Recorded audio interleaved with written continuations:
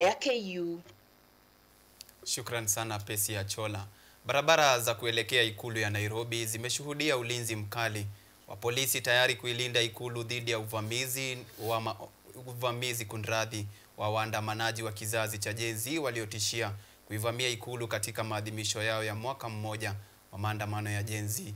Na kama anavyotuarifu Patricia Alex, njia ya kuelekea bungeni pia ilizibwa kwa sengenge katika harakati za kuyalinda majengo hayo.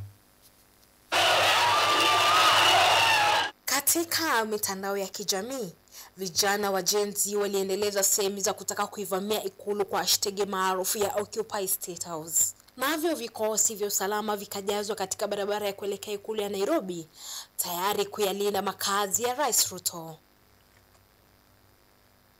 Polisi waliokuwa na silaha nzito waliwatawanya katika barabara ya ikulu, mitaa ya karibu na barabara zote zinazoelekea maeneo ya serikali. Walikuwa wamejihami kwa bunduki, vitoa machozi na mavazi kamili ya kukabiliana na maandamano. Serikali pia ikiweka uzio wa sengenge yenye umeme kuizunguka ikulu, bunge na Harambee House, hali iliyofanya maeneo hayo kutofikika kabisa.